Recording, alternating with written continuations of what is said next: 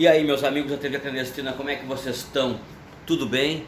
Pois é, gurizada, hoje 3 de janeiro, segunda-feira, e o ano é 2022 e é um ano que promete muito, muito, tanto na área do esporte, quanto na área da política, na área da ciência, com revoluções, provavelmente em relação à vacina, coronavírus, a cura e outras cositas mais. É um ano muito prometedor e nós vamos iniciar esse ano fazendo vídeos com o pé direito, mas o nosso tema que nós vamos tratar hoje é sobre as eleições ao governo do estado, que será para nós esse ano 2022 um tema crucial.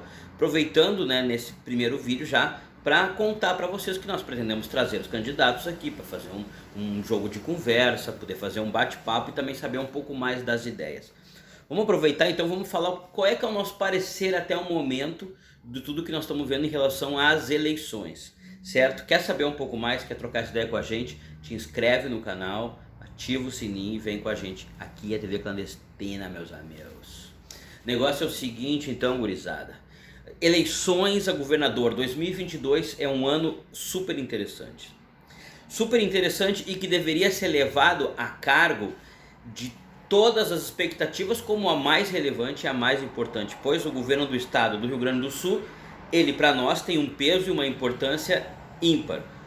Porém, é inegável e é irrefutável que a eleição do Rio Grande do Sul hoje, ela se tornou à margem do que é uma discussão em termos de Brasil, em nível de Brasil, para discutir as questões políticas.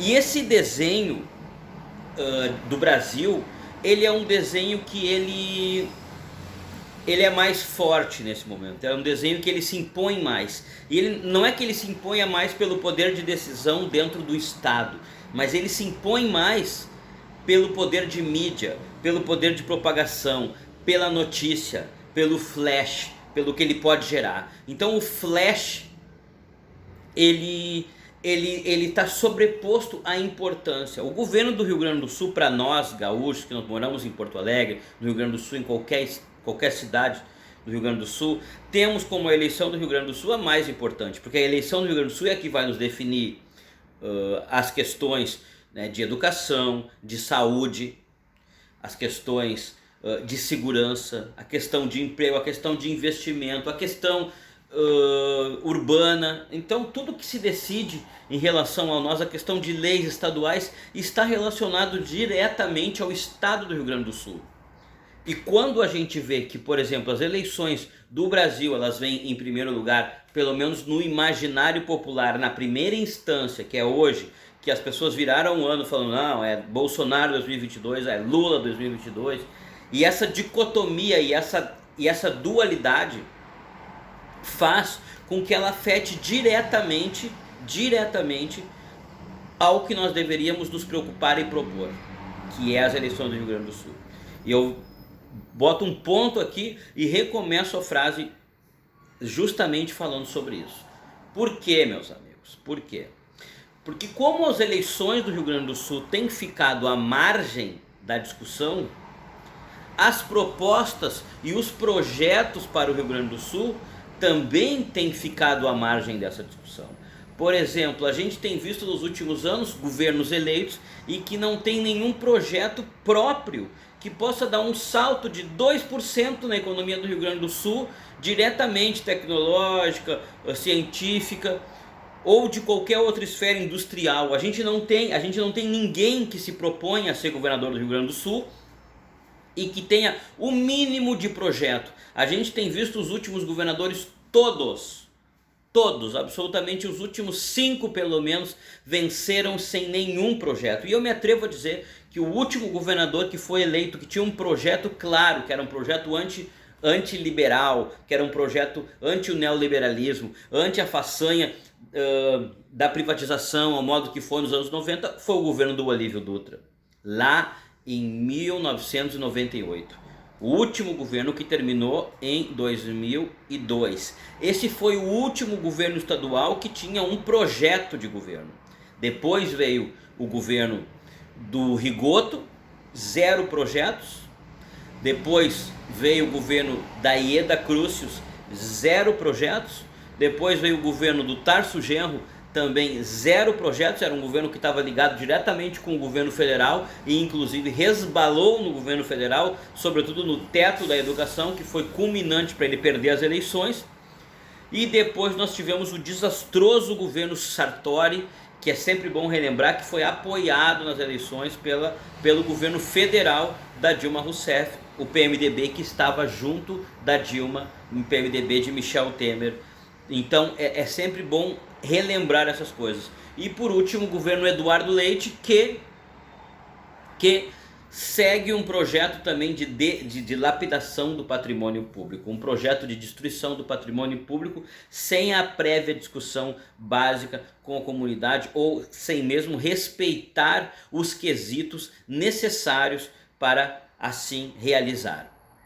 E bem, tem deputados aí que votaram a favor de que o povo não fosse ouvido e que vão concorrer a cargos, que vão concorrer a deputado, que vão concorrer a deputado federal, que podem concorrer a governador e que provavelmente concorrerão a prefeito daqui a 2 anos. E é sempre bom relembrá-los, e eu não vou deixar morrer, em nenhum momento eu vou trazer os nomes deles aqui e vou trazer a discussão, pois eles são responsáveis também. Se hoje a gente tem a questão do Banrisul, que se tinha uma cláusula de discussão, uma questão de impacto realmente e direto ligado a um plebiscito, que seria feito um plebiscito para discutir a venda do bem público, foi retirado, os deputados foram aqueles que votaram a favor.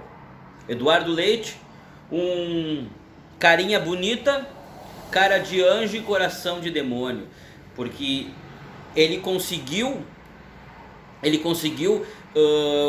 privatizar já algumas coisas e está na carta de privatização dele outras, como o Banrisul, que ele prometeu que não privatizaria.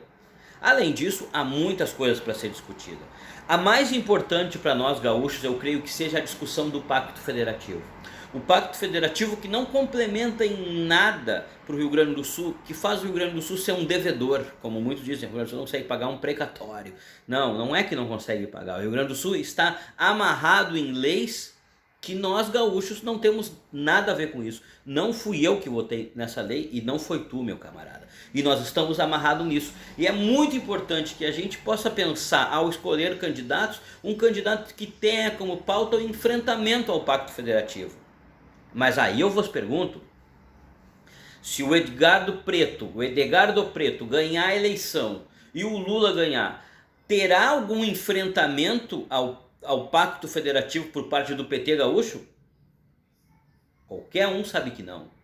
Se o Onyx Lorenzoni vencer a eleição e o Bolsonaro vencer em 2022, terá algum enfrentamento ao Pacto Federativo?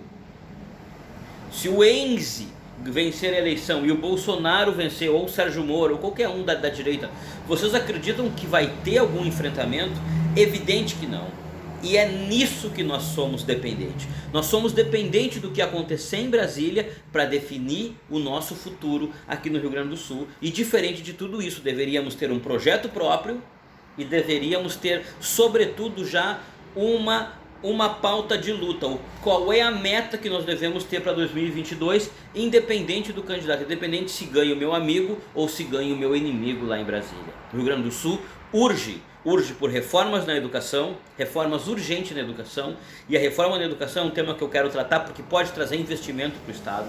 A reforma da educação num cenário mundial em que se consegue captar dinheiro da educação, pode se trazer dinheiro e isso seria uma baita jogada. A educação, a segurança, o pleno emprego e também a mobilidade urbana e também a questão de moradia, a questão de casa, a questão de saneamento básico, a questão de estradas, a questão das ruas, das cidades, que isso depende do prefeito, mas também depende do governador e depende de um planejamento. E está faltando e não tem planejamento. E óbvio que vão aparecer um monte de candidato aventureiro. A gente sabe, existem esses 3 candidatos e depois por baixo existe uma casta de candidato aventureiro que fala, mas alguns prometem coisas que jamais poderão cumprir, uns sequer foram governo e outros sequer sabem como começar a fazer ou se tem ideias para isso. Mas a questão é o seguinte, devemos construir, devemos nos agarrar em alguém que possa trazer alguma ideia nova para a cidade, para o estado. Hoje nós não temos. Hoje o Rio Grande do Sul está submetido a uma discussão nacional. E essa discussão nacional que parece que está cada vez ficando mais clara. E enquanto nós estivermos submetidos a essa discussão nacional, nós vamos perder mais 4 anos. E eu quero aproveitar e trazer um pouquinho do que está acontecendo nessa discussão nacional, porque ela age diretamente ao ponto crucial no Rio Grande do Sul. Hoje a discussão nacional são pelo menos 4 candidatos que podem disputar a eleição. E eles influenciarão diretamente para nós.